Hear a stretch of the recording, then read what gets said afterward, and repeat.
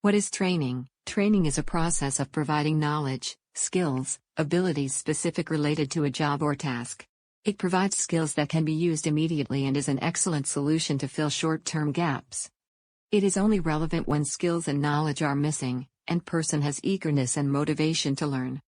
Example: customer service officer is trained on how to welcome and greet customers.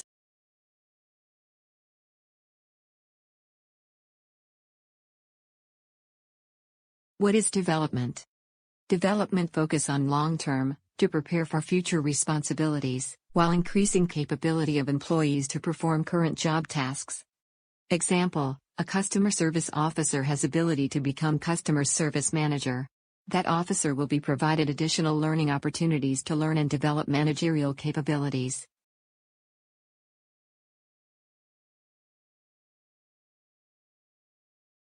Many organizations' training and development initiatives still focus on training aspect only.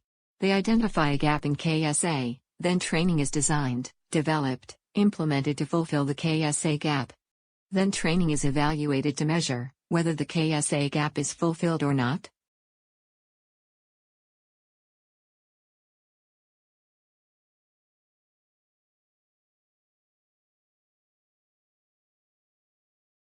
Types of training. On-the-job training. The method of training in which a person learns a job by actually performing it. A person works on a job, learns and develops expertise at the same time.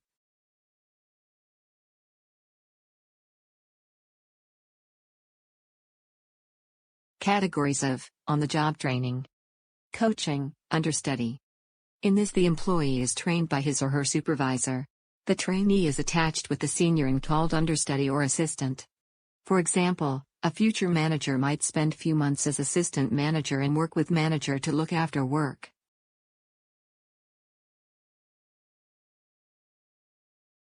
Job rotation. This refers to movement of an employee from one job to another on regular basis.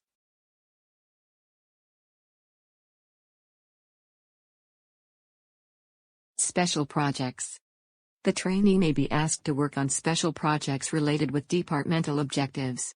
By this activity, the trainee will acquire the knowledge of the assigned work and will also learn how to work with others on special projects.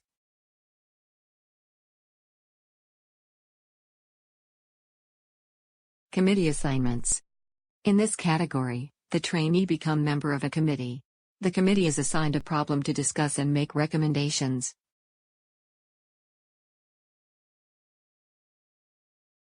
Full-time work. The trainee works full-time on the job, while the supervisor guides the trainee on how to perform multiple tasks.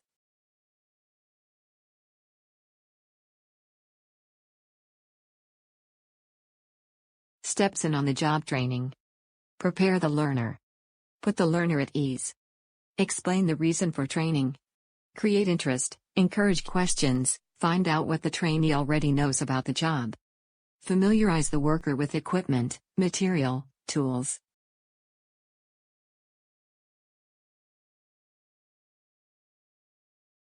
Present the operation.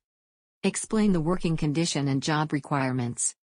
Explain how to perform task, and go with slow pace and explain each step. Ask the learner to explain the steps.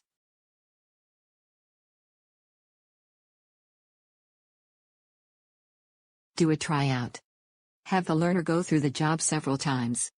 Correct the mistakes of the trainee on the spot.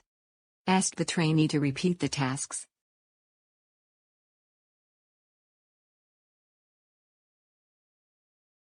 Follow up. Designate a colleague with whom trainee can ask for help. Decrease supervision and check the work against quality and quantity standard. Compliment good work, encourage the worker until he or she can meet the quality standards.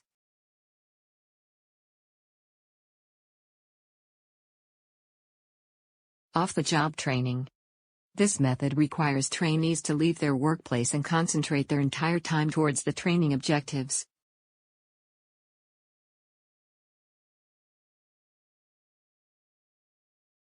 Categories of off-the-job training. Special courses and lectures. In this method, lecture is delivered to trainees. These courses are either designed by the organization itself or by consultants. These courses can be delivered online or in a classroom environment. This is a simple way to train large group of trainees.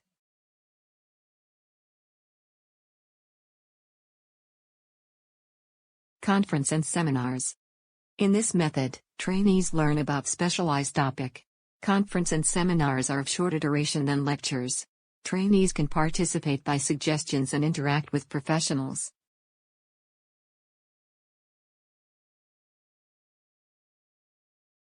Programmed instruction learning. This is a step-by-step self-learning method where the medium may be a textbook or online material. This is a systematic method to educate skills involving questions and facts, allowing trainees to get immediate feedback.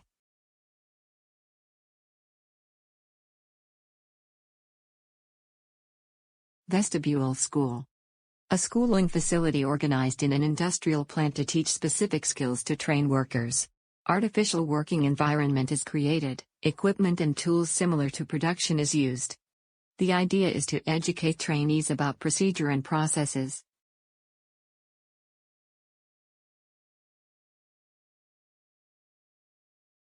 Other types of training. Simulators. Simulation-based training involves equipment and software to model real-world scenarios. They are expensive, but certain professions require simulation-based training where risk factors are high. Example: pilot, astronaut, truck driver and many other professions use simulation technique to educate and train professionals.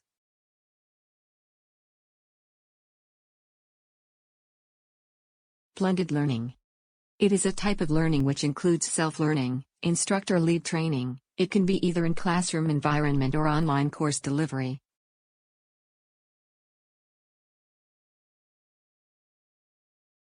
It combines multiple methods to achieve training objectives and adjust cultural factors. It reduces cost of training delivery. Training design and development can be time-consuming due to multiple methods. More coordination between trainer and trainee is required due to multiple methods.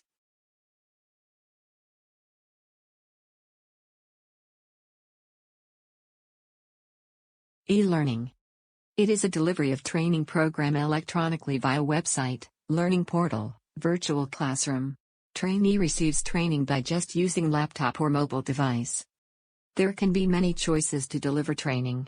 Instructor can deliver the training live, using online video conferencing software. Training can be delivered using recorded videos, text and animated presentations.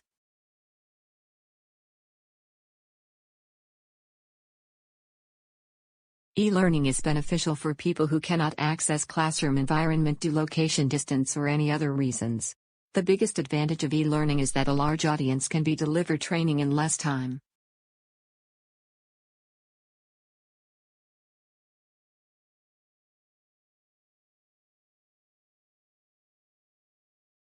Training design and development.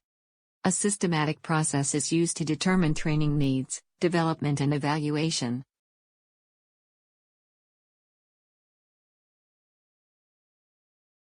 A standard design model for any type of learning is called ADDIE model, A for analysis, D for design, D for development, I for implementation, E for evaluation.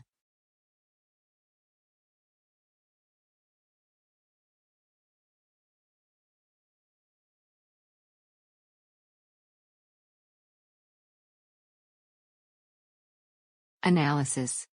The first phase of ADDIE model is the analysis or assessment, in which information, data is collected to identify gaps between actual and desired organizational performance. When the gaps point towards lack of knowledge or skills, then objectives are established to address training needs. The phase is accomplished after completion of needs analysis.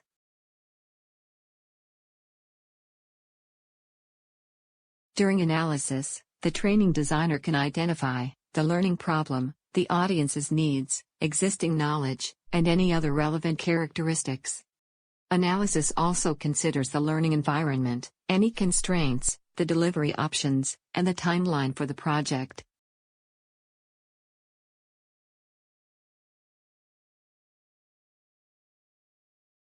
Design. A systematic process of specifying learning objectives. Detailed storyboards and prototypes are often made, and content is determined here. The outcome of the design phase is the rough sketch of what the final program will look like. Key aspects of the design phase include composing goals and objectives, outlining the flow and structure of the program.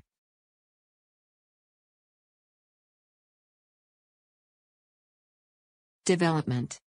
The actual creation, production, of the content and learning materials based on the design phase. In this phase, actual materials are created, purchased, modified to meet the objectives. Final decisions are made about methods of training delivery and tools to be used for the training.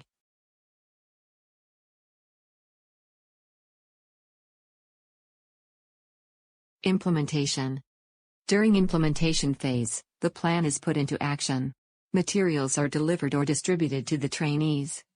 Several activities include pilot programs, revision of contents, scheduling, preparation for the event are done during implementation.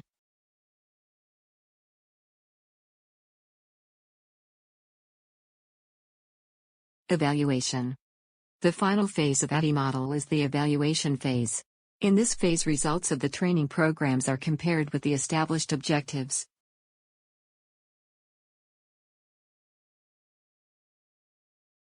Evaluation should not be limited to results.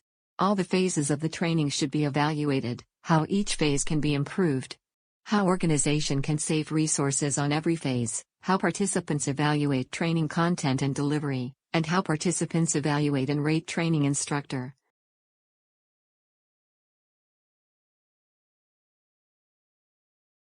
Kirkpatrick Evaluation Model. Donald Kirkpatrick developed a model called Kirkpatrick Evaluation Model. The model identified 4 levels at which training can be evaluated. Level 1 Reaction. This level focuses on audience reaction to the training. Example, if you want to evaluate quality of trainer and training material, you can do it by using checklist or questionnaires. Level 2 Learning.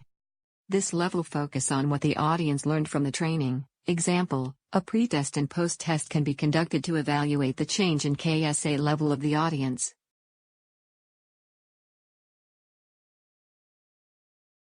Level 3 Behavior. This level focuses on audience behavior on the job. Example, did training impacted employee behavior? Are they applying on the job what they learned in the training? This behavior change can be measured in different ways. Performance assessment, observation, interview, giving projects are different ways to evaluate behavioral change. Level 4 Result.